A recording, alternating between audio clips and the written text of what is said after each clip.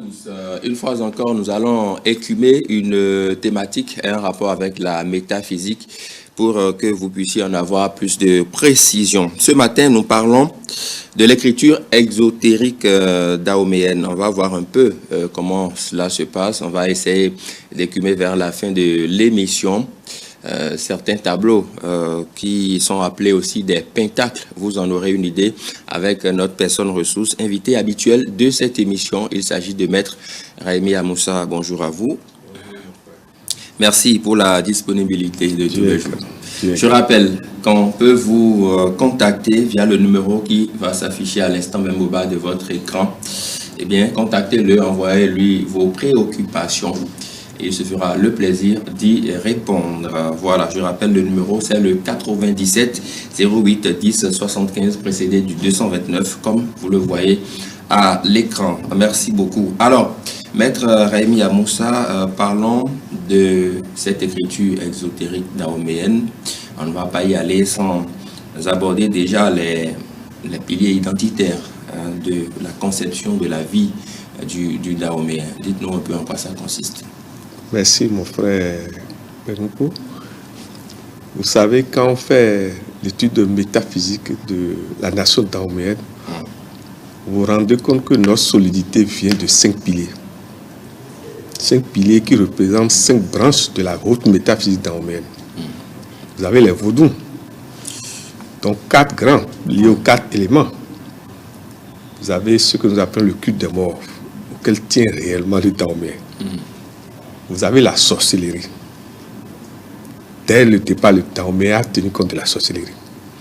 Vous avez le legba, ce que le colonisateur a mal interprété par démon, mais qui n'est pas démon, mais qui est le grand messager du phare, mais qui est doté d'une ruse et d'une prévoyance et d'une lecture du futur terrible.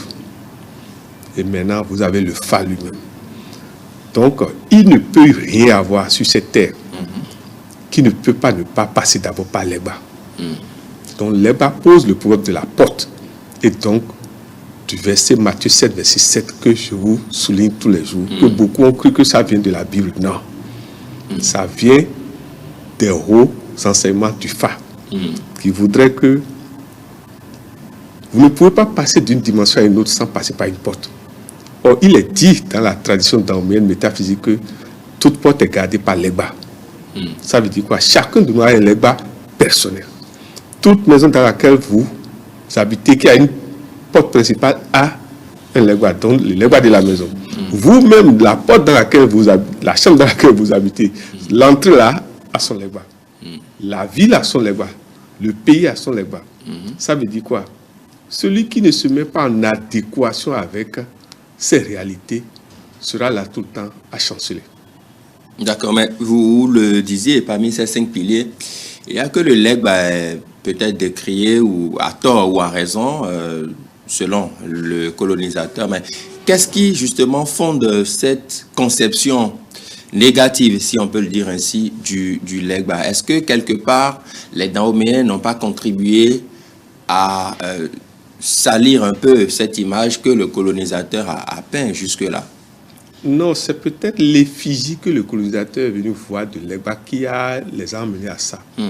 L'effigie un peu, vous voyez, d'abord sa représentation, c'est le phallus.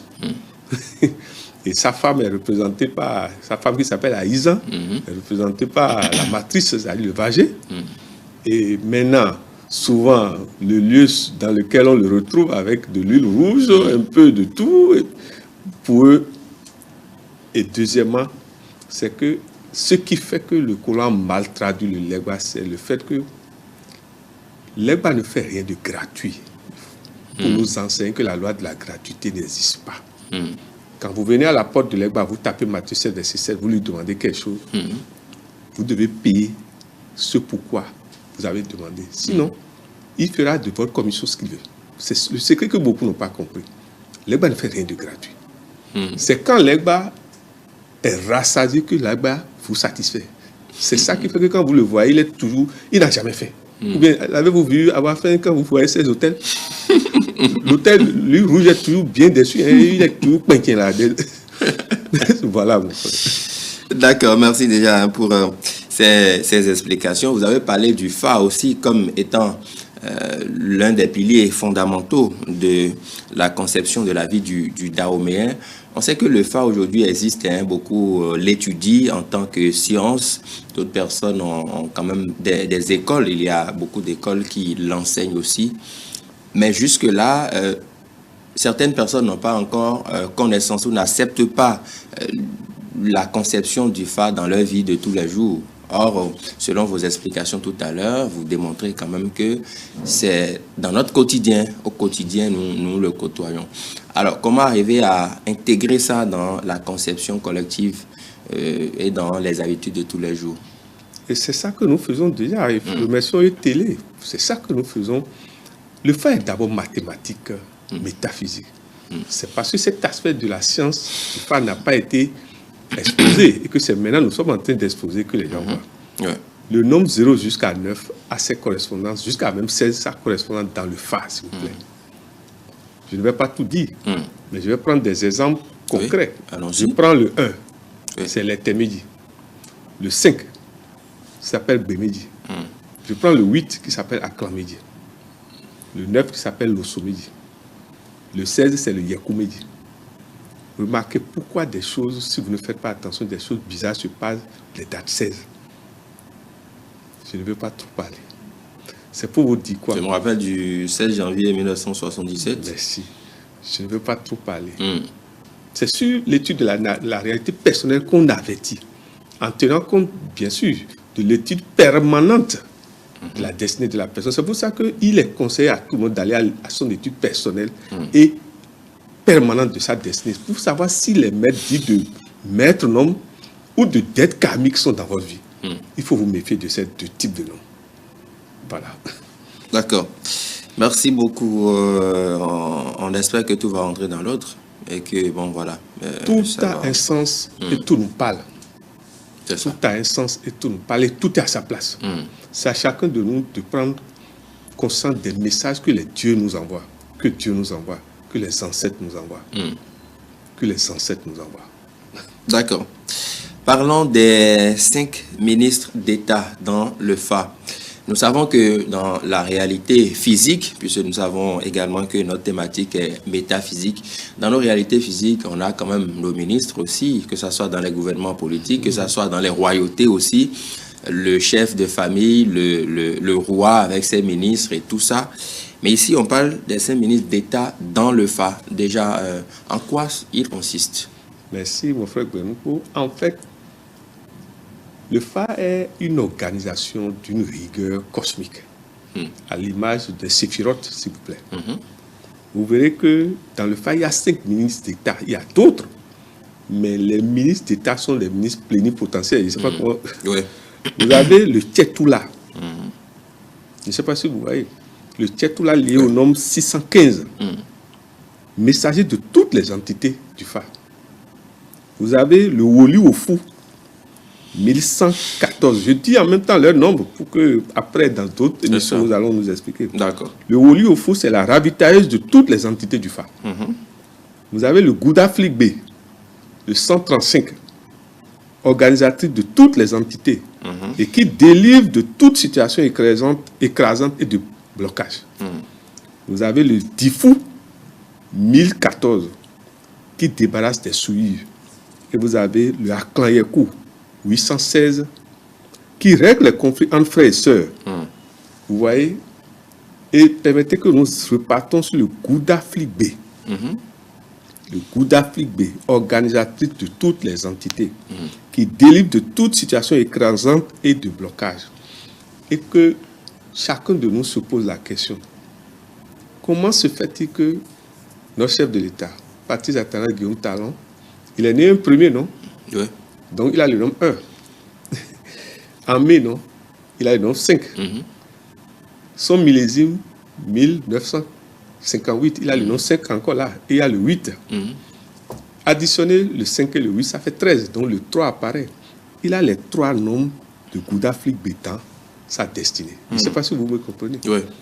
Et comment se fait-il que c'est en son temps, maintenant, que par quel mystère nos œuvres de nos royautés reviennent.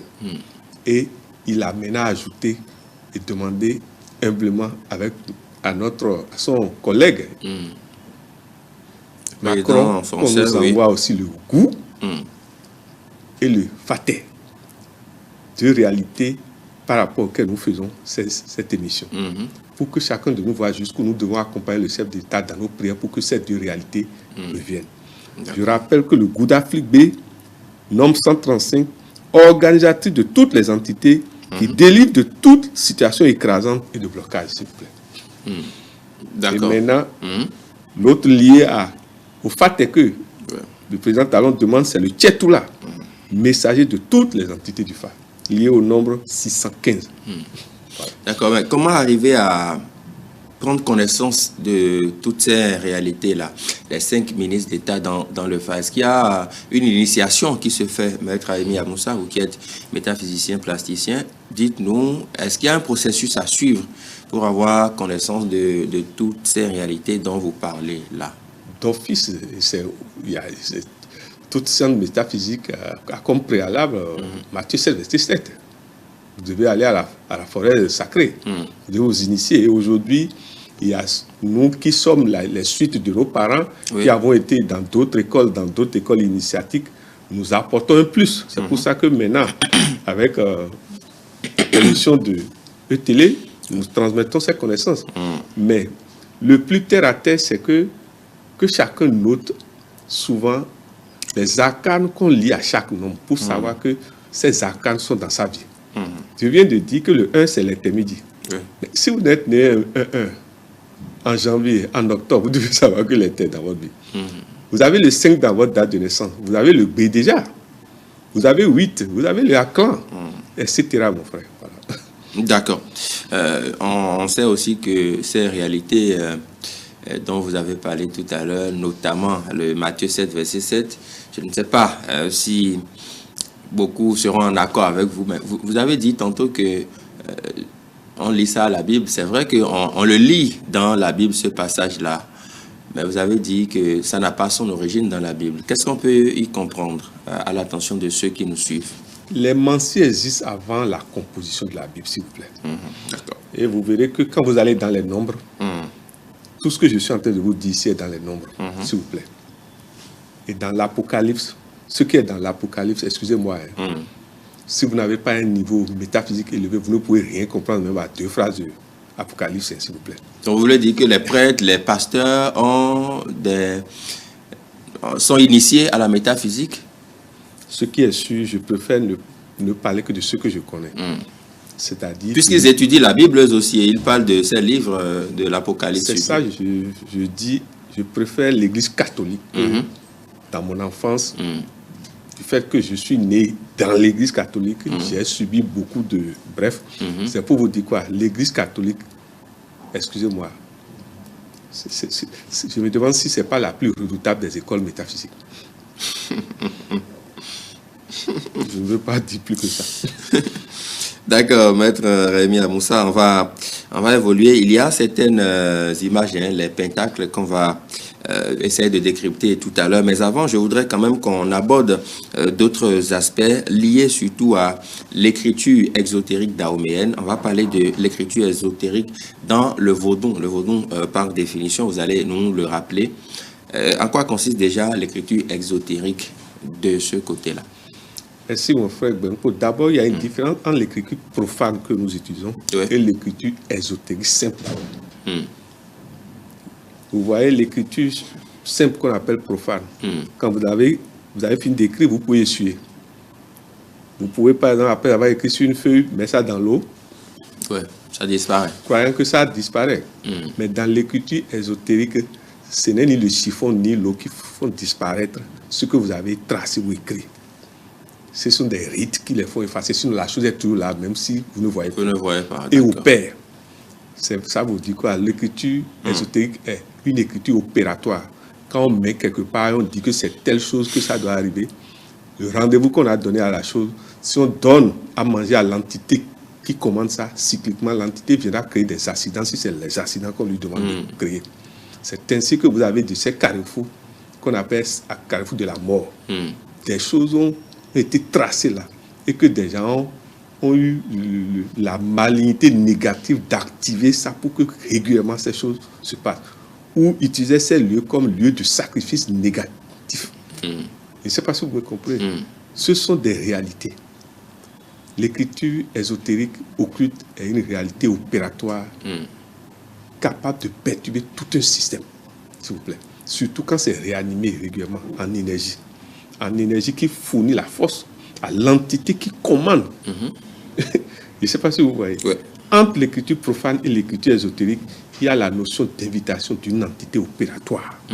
Et donc d'un rite pour lui fournir de l'énergie. Et donc d'un cycle d'activité de fourniture d'énergie, s'il vous plaît. Mais quelles sont les entités probables auxquelles on adresse une invitation dans le cadre de l'écriture exotérique? Est-ce qu'on peut avoir quelques noms? C'est d'abord des entités liées aux 4 grands éléments. On peut s'adresser à Helioso pour vous défendre. On peut s'adresser à Ogou pour vous défendre. Je ne sais pas si vous remarquez, Ogou défend toujours le faible et l'innocent. Maintenant, vous pouvez aller demander à l'entité Torosu pour avoir une femme. Je ne sais pas si vous voyez, pour avoir la paix. Mais l'entité Lissa, pour la réflexion, pour la réussite dans les affaires, dans les études. Voilà. Et vous pouvez aller à Sakwata, ce que nous appelons le Djehosu, pour la richesse matérielle. Ce sont des réalités, ça. Mais pour mieux maîtriser, mieux bénéficier de ces entités, il faut connaître ce que nous appelons leurs vévés, leurs idéogrammes, leurs pentacles. Et savoir quels sont les rites qui les accompagnent, quelles sont les feuilles en osmose avec ces réalités. Parce que c'est tout un ensemble de choses, ce n'est pas un hasard. Donc ça veut dire quoi? Il vaut mieux soit s'adresser aux sachants et ne pas s'amuser, et surtout ne pas s'amuser à trouver n'importe quel dessin, n'importe où et commencer à dessiner. C'est surtout là le danger. Aujourd'hui, on ne sait pas comment l'artiste populaire a eu son signe, son graphisme, et tout le monde l'utilise. On ne sait pas comment il a configuré le nom qu'on voit sur ses t-shirts, et tout le monde l'utilise. Mais ça ne peut pas donner les mêmes résultats, s'il vous plaît. C'est ça qu'on appelle les VV. Savez-vous tout ce qu'il a fait, et jusqu'à ce qu'on lui autorise maintenant à utiliser ce graphisme et ce nom? Savez-vous tout ce qu'il fait pour animer ça? Et vous prenez maintenant, vous utilisez, s'il vous plaît. Il ne faut plus voir les numéros et essayer de les copier comme ça. Mais non, faites pour vous-même. Allez voir les sachants. Vous maintenant, si on vous étudie, on va sortir votre nom parmi vos nombres de codes de réussite. On va en sortir, s'il vous plaît. Comme on va en sortir des nombres de défense. Comme on va sortir votre pentacle de défense, s'il vous plaît. Mais est-ce que les nombres, Maître Raimi Amoussa, peuvent être les mêmes d'un individu à un autre? Est-ce que le nombre qui se retrouve dans mes codes peut ressembler au vôtre, par exemple, sur un autre aspect? Mais oui, s'il arrivait que les calculs donnent comme conclusion les mêmes choses, vous ne pouvez rien faire. Puisque aucun de nous n'est pratiquement configuré totalement, entièrement, à 100%. Non, il y a des gens qui ont pratiquement les mêmes configurations que nous. Mais c'est rare que ça soit à 100%. À 100%. Je sais pas si vous il y a une légère différence. Merci. D'accord. Alors, est-ce que l'écriture exotérique est la même, que ce soit dans le Fa ou dans le Vodou? Est-ce que les explications que vous venez de donner sont les mêmes qu'on soit dans le domaine du Fa ou dans le domaine du Vodou? Ou bien il y a des nuances à observer? Oui, il y a des nuances, mais d'abord, notons que c'est le Fa qui contient les autres 4 grands piliers. Le Fa contient et les Vodou, et le culte des morts, et le Legba et la sorcellerie. Notons déjà ça. À partir du Fa seul, vous pouvez connaître tout le reste. Le Fa a son langage que nous appelons les indiciels, les doux. Mais au-delà des doux, le Fa a ses pentacles qu'on peut ressortir à partir de chaque doux. Je ne sais pas si vous voyez. Mais dans les Vaudous aussi, spécifiquement, leur doux. Vous verrez que quand le Réveil Sauvé sortit, ce n'est pas les mêmes vévés qu'on trace. Quand on veut appeler Lissa, ce n'est pas les mêmes vévés. Quand on veut appeler Sakwata, et remarquez l'habillement des grands dignitaires comme des adeptes ne sont pas les mêmes. Il suffit d'étudier les habillements. Vous verrez que ce sont des habits appliqués. On applique des motifs. Or, ces motifs parlent. Et c'est par rapport à l'orafa que chaque grand roi de nos royautés illustre son armoirie, s'il vous plaît. Vous avez vu, pour notre illustre Bianzé, il y a le requin, il y a l'œuf. Ce n'est pas des hasards. Et pour Glélé, vous avez vu, c'est le lion. Pour Guézo, le requin, et il y a le coq.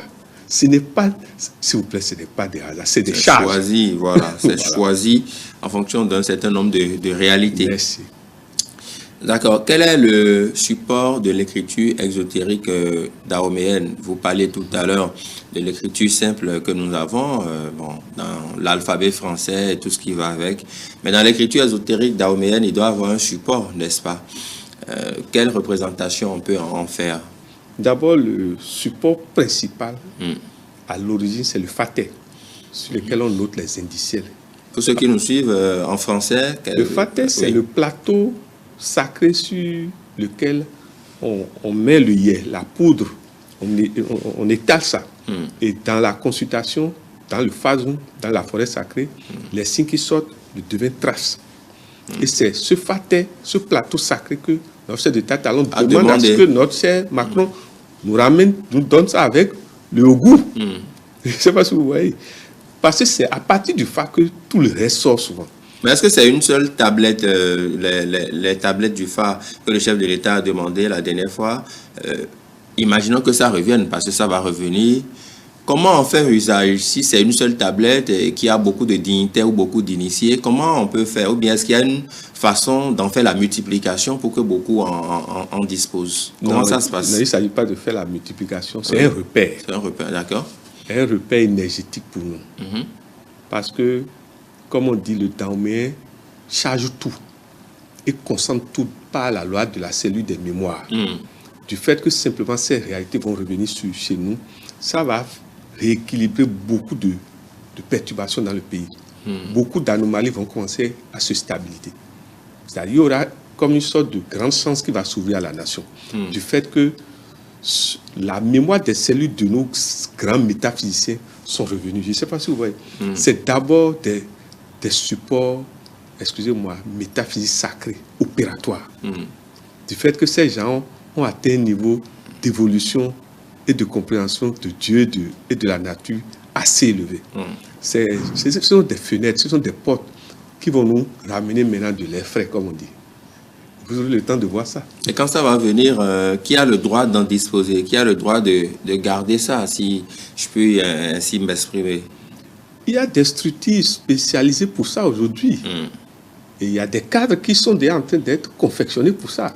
Mais au-delà de ça, l'aspect sacré, il y a des gens qui le font dans nos royautés déjà. Ne pensez pas qu'ils ne font rien pour les 26 œufs qui viennent, qui sont venus. Non, non, non, non, non. Avant qu'ils ne viennent, quand ces œufs sont là, quand les œufs sont encore là, ils continuent, s'il vous plaît, cycliquement des travaux.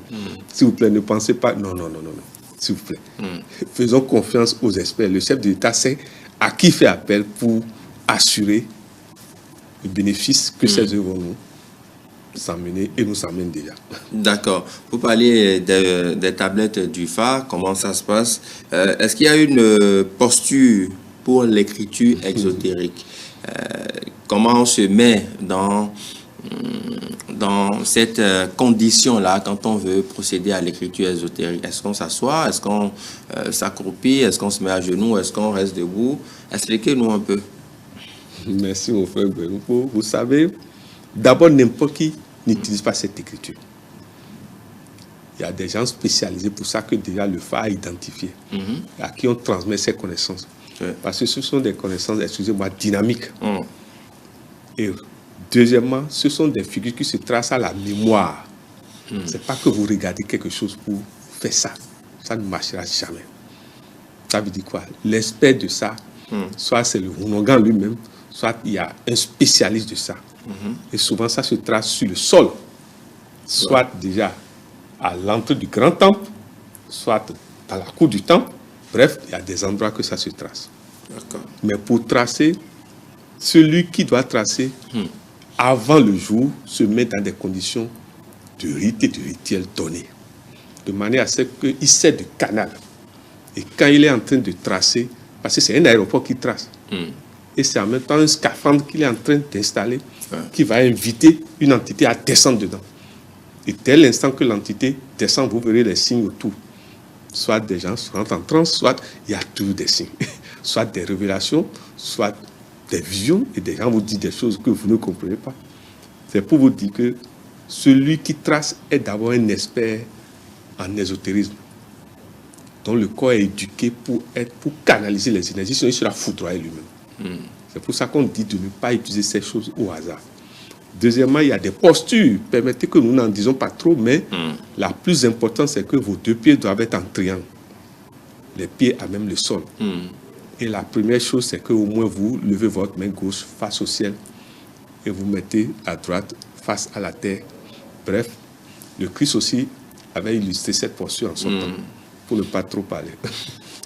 D'accord, parlons des œuvres royales et des pentacles vaudous. On va commencer par écumer quelques images à l'écran, mais avant, définissez-nous en quelques mots qu'est-ce que les pentacles, par définition déjà, comment les reconnaît-on? Ce sont des figures, des dessins, mais des dessins qui ont été conçus par rapport à des arcanes universels.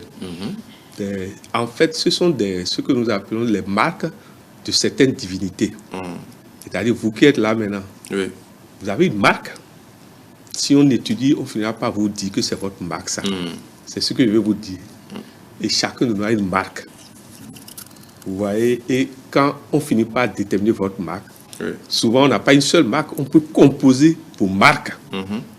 Et quand on met ça, ça devient une parole. Une parole dynamique. Et quand c'est quelque part, c'est que vous êtes là. Même si vous êtes mort, vous êtes là, s'il vous plaît. Ça vous représente. Ça vous représente. C'est pour ça que vous allez voir que chez le Daoméen, quand quelqu'un meurt, on conçoit son assain. L'assain, c'est un autre type de vervet, un autre type de pentacle. Et vous verrez que l'initié, quand il rentre, il sait que tel assain, c'est pour telle personne, telle personne. Et il sait ce qu'il doit dire sur chaque assain. On ne dit pas n'importe quoi pour appeler chacun. On sait ce qu'il doit dire pour que l'autre sent qu'on l'appelle. Je ne sais pas si vous... C'est pour vous dire que ce sont des figures chargées opératoires qui, pour que ces figures soient dynamiques, il faut opérer des rites et des rituels. Voilà. D'accord. Allons-y maintenant pour les images. On va les voir, les pentacles, les uns après les autres. Il y a une première image qui parle contre le mauvais œil. Déjà, expliquez-nous l'image que nous avons à l'écran. Remarquez déjà que tout ce qui est angulaire renvoie déjà. Vous avez vu l'angle sommet. Tout ce qui est angulaire renvoie. Et vous avez vu comme un carré avec un cercle dedans, comme un œil qui vous observe. Je ne sais pas si vous me comprenez. Vous avez vu comme des vagues là, ou bien comme deux serpents. Et remarquez que c'est comme si la figure représente un 1. La volonté de renvoi. Je ne sais pas si vous me suivez. Maintenant, c'est vrai, nous ne pouvons pas dire tout. Sinon, il y a une couleur spéciale pour ça. C'est laquelle? S'il vous plaît. Il y a une couleur spéciale pour ça. Et il y a type de support. Par exemple, de type de peau d'anime sur lequel il faut écrire. Et l'encre n'est pas n'importe quel angle, s'il vous plaît. Et le jour, il faut faire ça, n'est pas n'importe quel jour, ni n'importe quelle heure. Et on ne doit pas être dans n'importe quel état, ni dans n'importe quel habillement. C'est pour vous dire que ce ne sont pas des choses pour s'amuser. Nous essayons simplement d'expliquer pour que chacun comprenne la valeur énergétique des 26 œuvres qui sont revenues et d'autres qui vont revenir. Nous essayons de dire ces choses pour que le profane comprenne la valeur, excusez-moi, la grande valeur de ces œuvres, s'il vous plaît, qui sont revenues et que d'autres vont encore revenir. D'autres vont revenir assurément.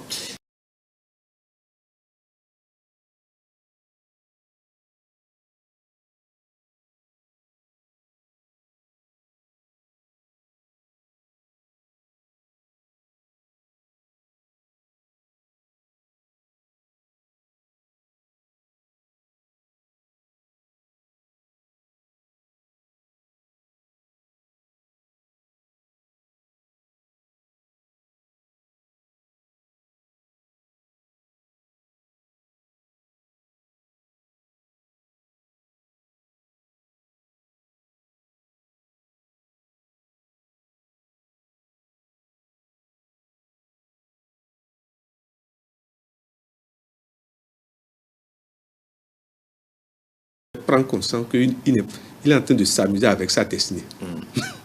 Il est en train de s'amuser avec du feu, comme on dit. D'accord. Voilà. Parlons d'une autre image qui va venir à l'écran d'un moment à l'autre. Vous allez nous dire un peu ce que ça signifie. Voilà. Qu'est-ce qu'on peut y comprendre? Qu'est-ce que ça signifie déjà? C'est contre l'envoûtement. Si cette image est quelque part, souvent on met ça là où, juste avant qu'on ne rentre quelque part, pour que les malveillants, quand l'œil va rencontrer ça, s'il a amené quelque chose de négatif, lui-même reprenne ça dans son habit, comme on dit. C'est des figures de renvoi. Mais maintenant, il faut les couleurs, il faut tout un rythme pour que sa dynamisation soit redoutable. Mais fait, ce sont des figures de renvoi, s'il vous plaît. Je peux vous le dire sans rien faire. Voilà. Mais est-ce celui qui ne connaît pas cette figure, cette image, par exemple, qui vient quelque part, qui la voit, est-ce que ça a un sens particulier pour lui? Vous verrez que si vous-même vous voulez être honnête, cette image ne vous est pas insensible à 100%. C'est la réponse que je vous donne. D'accord. C'est contre l'envoûtement et c'est... C'est des renvois contre les énergies négatives, comme les pensées négatives, comme les émotions négatives. Voilà. Est-ce qu'on peut avoir cette représentation-là partout, à la maison, dans son salon? Je ne sais pas trop.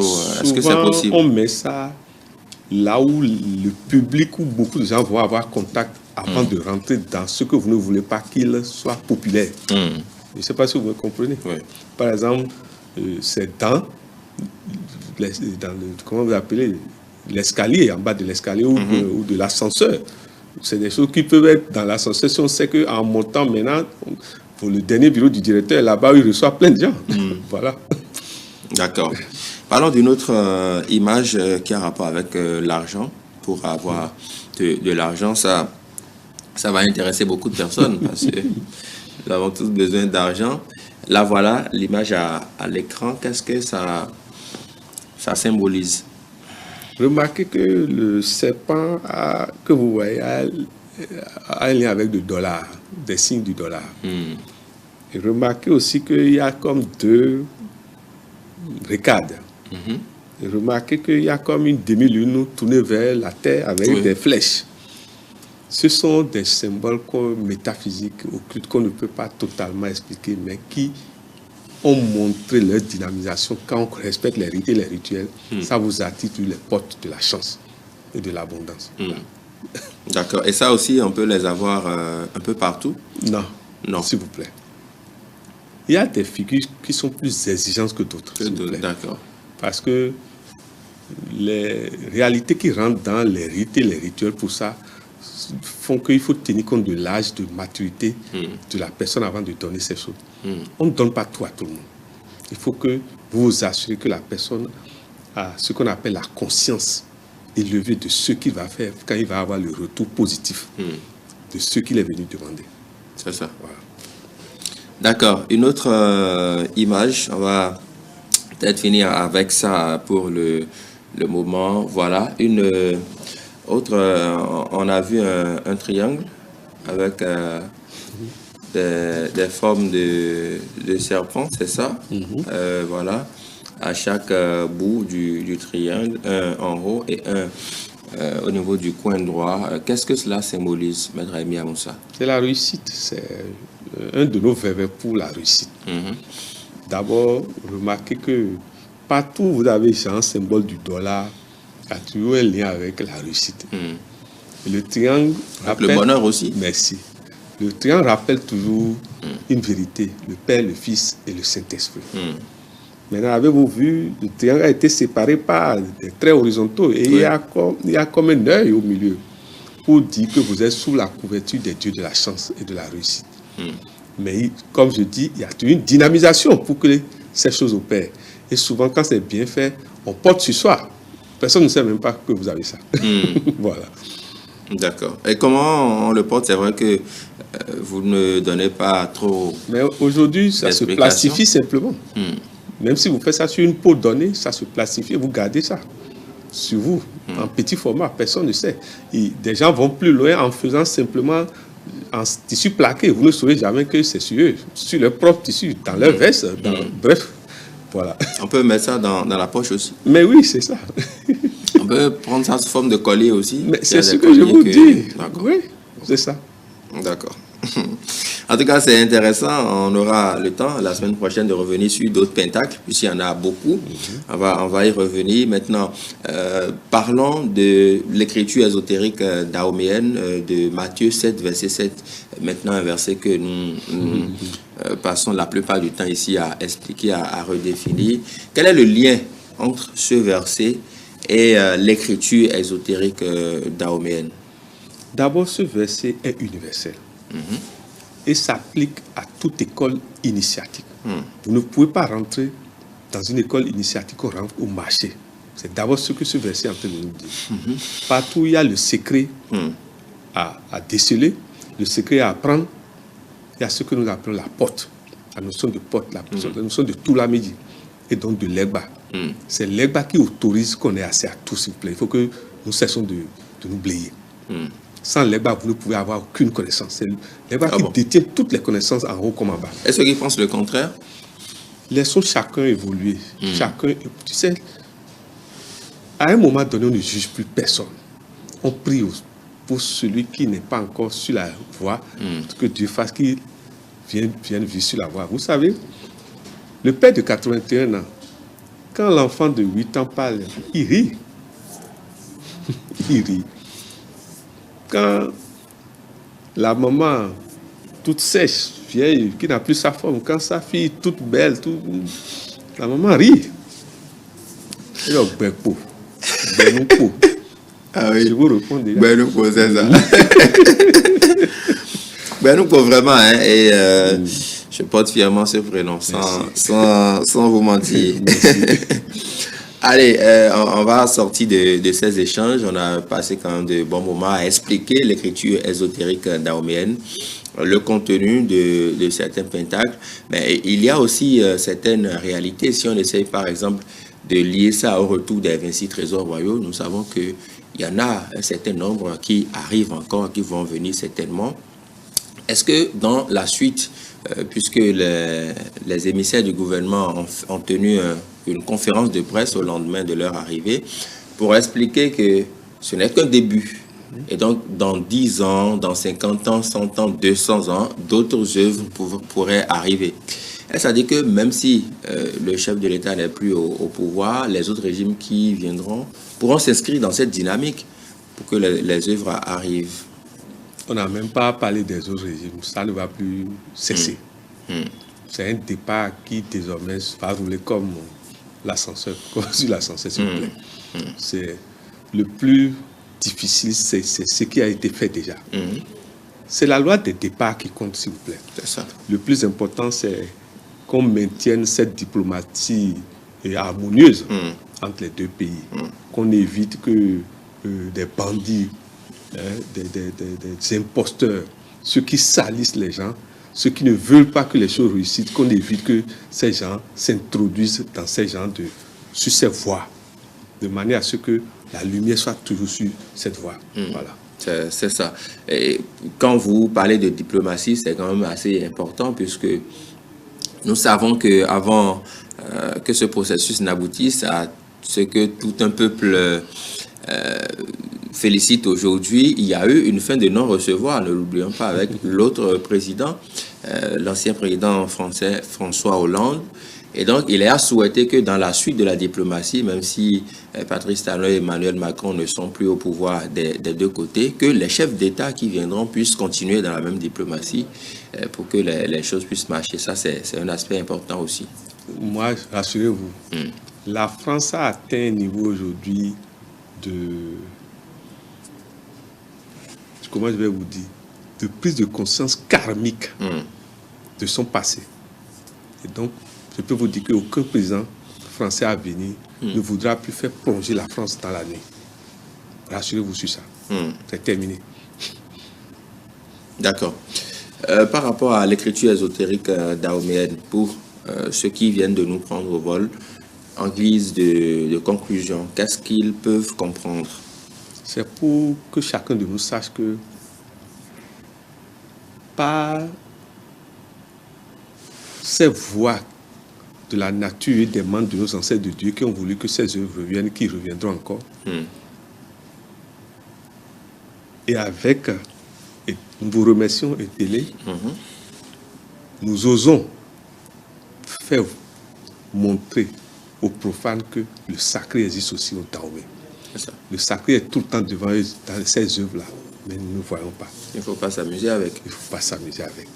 Ce sont des œuvres énergétiques parce qu'il y a de ces verres, de ces symboles qui sont cachés à des endroits que vous ne pouvez pas voir et qui sont opératoires.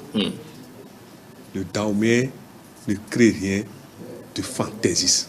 Tout ce le Dahomey est énergétique et a une mission et a une opération alchimique. Voilà. D'accord, Maître Raimi Amoussa, merci beaucoup. On va se retrouver la semaine prochaine avec le même plaisir. Voilà.